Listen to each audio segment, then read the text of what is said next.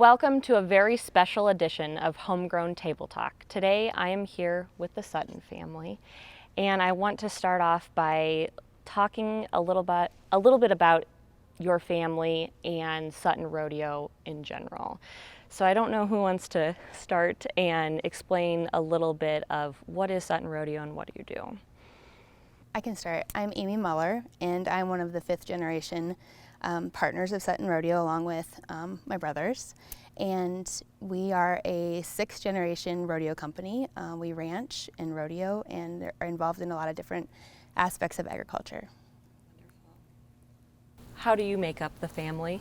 Oh, I'm Bryce Sutton, and I guess I'm kind of just the livestock guy, I guess. I like buck and stock. That's what I like. Sure. But that's an important part. Yeah. How about you?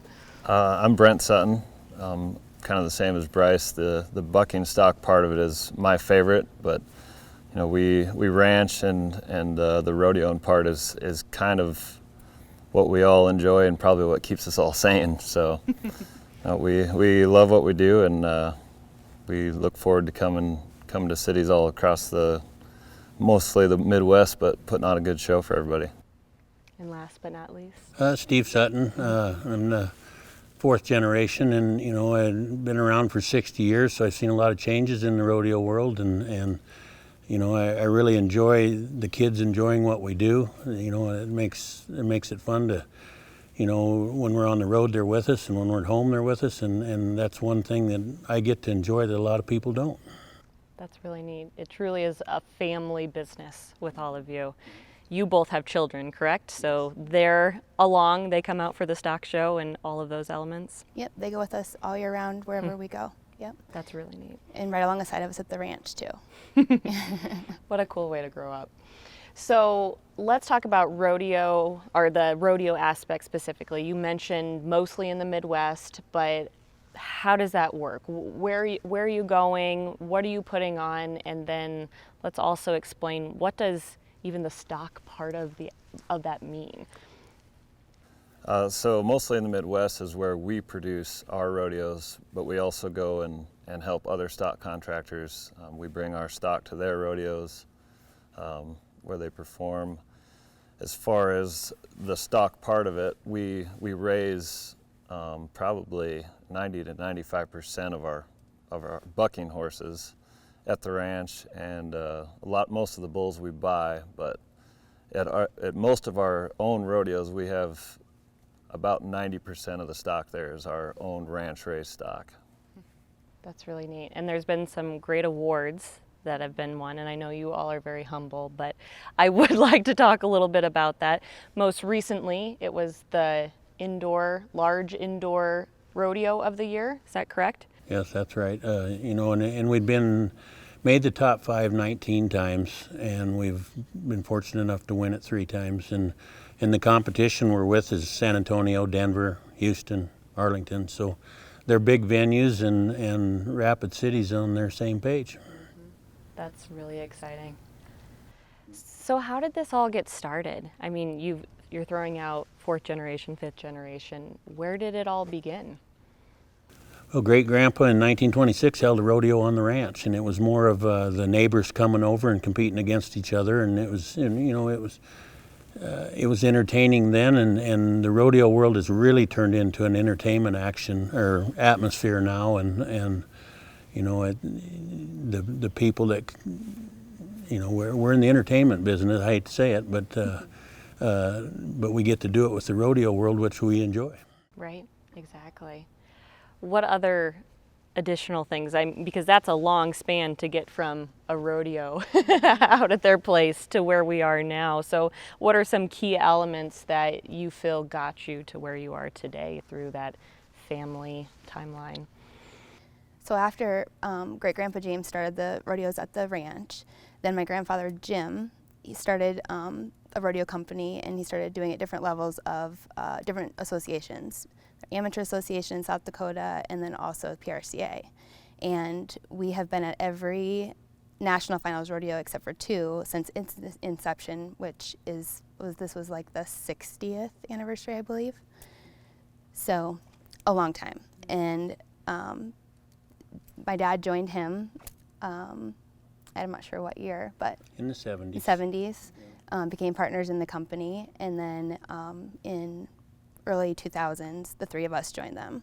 So we're partners in the business, and that's how it spanned the generations. So what made you want to stay in the family business? Other than a lot of times we hear, well, it's just my family was part of it, and that's an element. It's who you are, but there's got to be a little bit. What's the passion that keeps you wanting to raise your own family and continue yourself with this? I guess I love bucking horses. I love we run about 150 brood mares, and just getting to raise something from birth till it's leaving a bucking chute. I mean, it's just like a kid. You get to watch it grow up. You are responsible for it. I mean, I named my daughter after a bucking horse. I mean, it's just Did you really? That's what I love.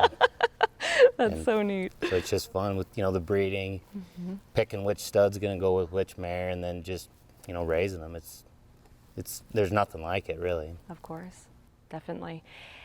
So now that not everyone may know, but I feel that some of your stock are kind of like celebrities. I got to meet a couple of them, and I was a little starstruck. I'm at South Point, and I was like, which one is it? Which I'm going to take a picture. But, I think that's kind of goes to what you're saying is you raised these animals, and now they're in the spotlight. They're a really big deal. So could you tell us a little bit about some of your most famous stock? I would say Chuckulator is a stud that we raised. He probably has more of the spotlight than most of the horses we've had for a while. Dad might disagree. There might have been some in the past, but for me, he's been the most popular and got the most credentials.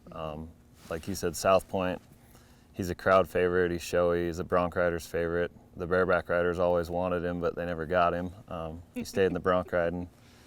I guess it's always fun to see the younger ones show up too. So you're always paying attention to see who's maybe going to outdo, one of the older superstars in each performance. But the Cowboys always have their favorite too. And right now, South Point is probably.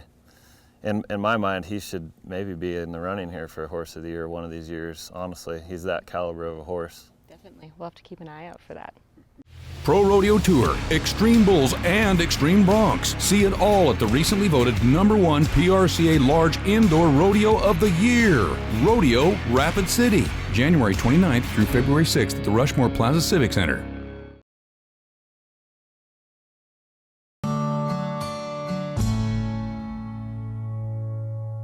Welcome back to Homegrown Table Talk.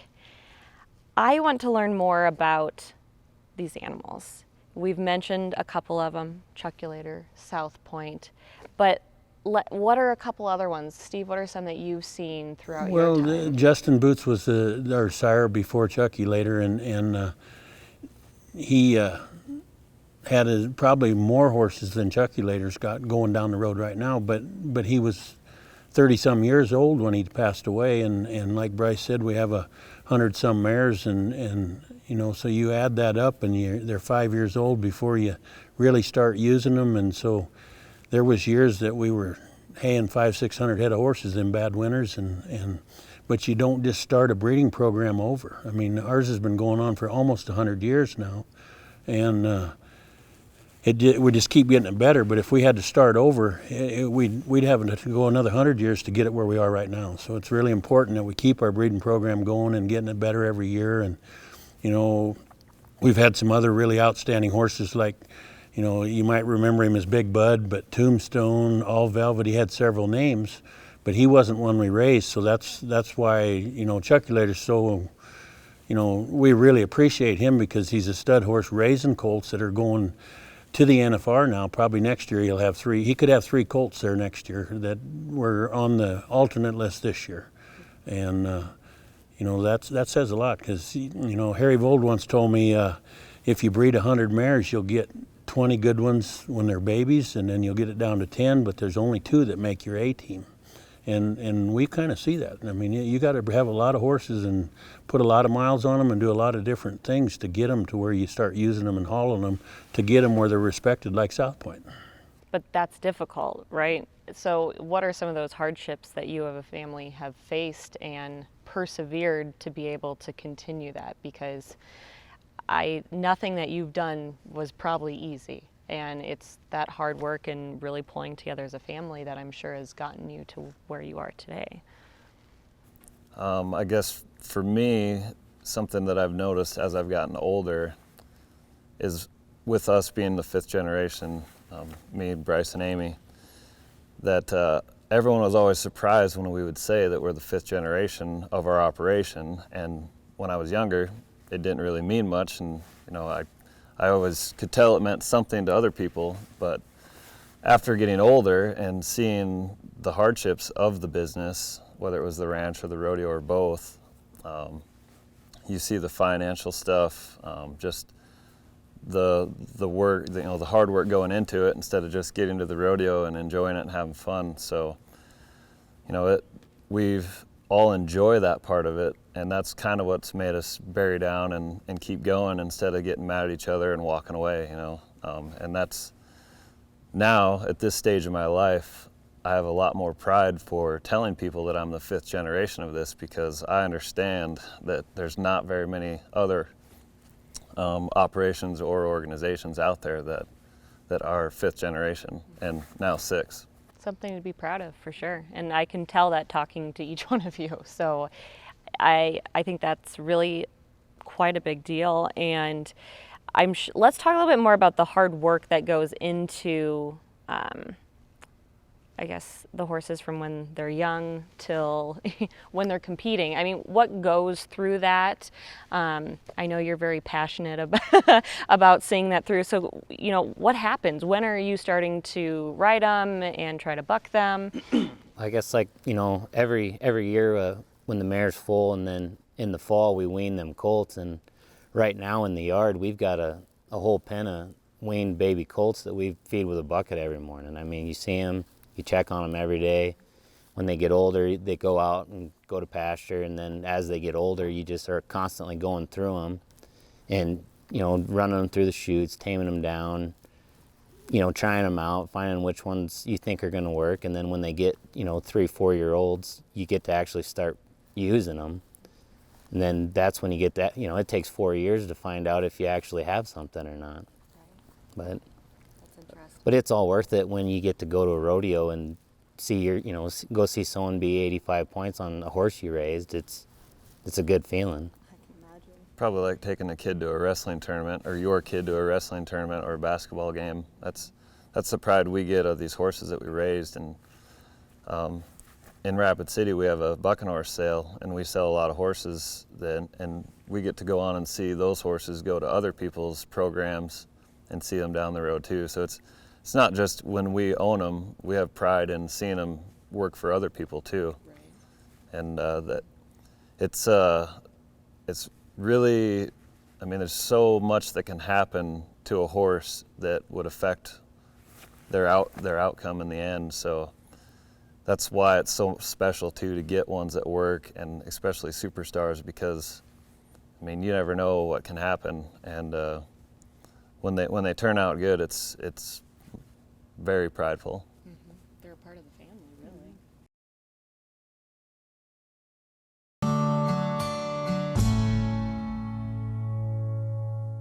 Rodeos are, for lack of a better term, an entire experience for the fans and for people that come to enjoy them. So how does that happen? Because that just doesn't happen just like that. I know there's a lot of marketing and relationship building and different elements that go into it.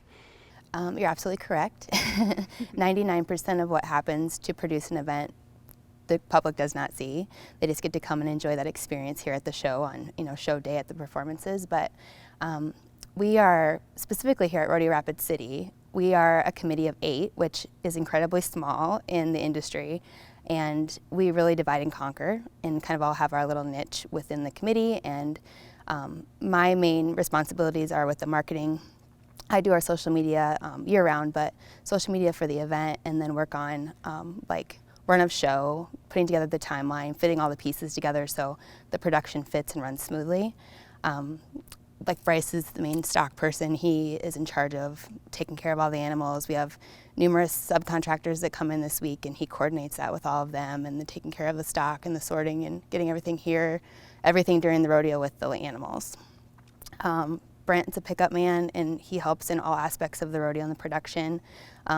We have a lot of personnel that come in and out and really kind of spearheads that, making sure everyone is taken care of and has what they need here to do their jobs. Our bullfighters or the other pickup men or our acts, etc. And my grandparents, they started this. They have so many people who they've worked with for 40 years who are still here and support us and sponsor us, and we're friends, and that's super unique, and we appreciate that so much, and we couldn't have the success that we've had without those relationships, so we're so grateful. And then my parents, they are really who lead the charge on all things for this event, and they come out here in January and really do all boots on the ground here in town, but the marketing, all of the little fine details that need to come together to make this work, and like I said, we're a super small committee, but we all have to divide and conquer and do our part to make it come together for the fans. Right, it takes a village, that's for sure. It does. So, as times have changed, innovation is obviously such a big piece of what you've done throughout the years. And now we're heading into more innovation, I'm sure, as the future changes and how people consume media and entertainment changes. So what are some things that you have sort of learned and taken from the past that you hope to continue or to bring about in the future of your production? Dad started, he came when this building was built 43 years ago and asked us, the Civic Center board, if he could fill it with dirt, a brand new building. And now that's grew into, like Amy said, the people come year after year to here for their winter vacation, and Dad's been invented things that made this get top rodeo of the year. You had the Wrangler bullfights, you had the Bailey Bailoffs, and just one thing after another he kind of invented to make it better each year, and that's that's our goal every year, is when we leave here to make it better next year, and it's really a hard task to do when you're voted the best rodeo in the world, and then you got to try to make it better next year. That's tough to do. It is tough. But that's where innovation comes from, and new ideas, and I'm just confident you guys will come up with some. Do you have any new ideas you're thinking of? You might have to just come and see. That's right. We don't want to give it away, right? We are really excited for the new building and to be in the summit, because all of the new technology that building is going to provide is going to make us be able to take this to the next level as far as an entertainment value.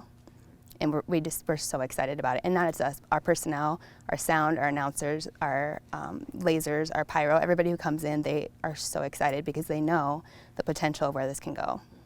Definitely, it's going to be a whole new show, which is exciting. It is. So you mentioned some of the acts. Let's talk a little bit about the different rodeos that we have. Sometimes you have just the normal PRCA rodeos, but we also have Extreme Broncs, Extreme Bulls. Let's talk a little bit about what that lineup looks like. So there's always a bull riding fan out there. We've got a couple nights that are dedicated to just certain events. One's bull riding, Extreme Broncs. During the week there's slack. There's an overflow of contestants this year, and there's going to be a lot of slack.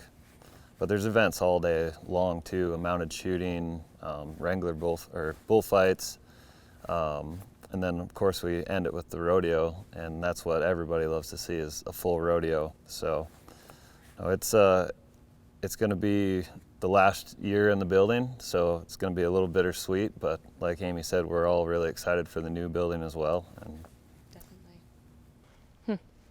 What are some behind the scenes things that you've learned that you hope to, or maybe what's changing that you're seeing you have to change with? It's kind of the same all the time. I always thought that we could probably sell more tickets to watch what's going on in the back than what's going on in the front, but it's chaos, but that's what makes it fun. I mean, you're working with stuff that can kill you, and it's exciting. I mean, and if you don't do a good job, everyone in the building, they're not going to be happy. I mean, out back has to work for out front to work. So, and it all starts out back before you can get out front. So you mentioned Jim and Julie. I know they come to as many rodeos as they possibly can. What do they hope for the future? I'm sure there's some lasting thoughts that they've had that of a legacy they hope to leave behind. Well, they get to see these 3 grandkids every day do what they started and taught them, and you know, that's probably, yeah, when I go visit with them, and they're going to be here for this one. They're not going to not be here. Wonderful. I'm they'll glad be they're here. coming. You know, other than a little slight heart attack one year that Dad missed 3 performances, that's the only 3 he's missed here in 43 years, and Mom and I have been to all of them. And they're going to come to this one and a few after this. I hope I make 20 in the new Summit building. Right, exactly. But you know, it's they started this, and everybody knows that. I mean, and these kids it's what makes them proud. They get to see them do their jobs, and they don't just put on a rodeo, they put on one of the best ones. And that's what he taught all of us. They taught us that. There was sometimes I questioned why, you know, we were spending so much money doing it, or, you know, just some of the hours too. But you know, it's at the end of the day, when you know, like he said earlier, it's an entertainment industry, and we know those people are spending their hard-earned money to come through that door and watch a show. We want to give them the best show we possibly can. Right. Well, I want to thank you all for being here with me today and sharing a little piece of each one of you, because it means so much, and I appreciate that people will get a little piece of what goes on behind the scenes, because there's a lot of hard work and probably heartache at times too that goes into making an event that truly brings us together. And I'm born and raised here in Rapid City, and Stock Show has always been a part of my life. And I know there's a lot of other people who can say that too. And we're just in Rapid City. I can only imagine all of the other people you have touched by having something where we can all come together and just enjoy despite everything that's going on in this world. Thank you for watching.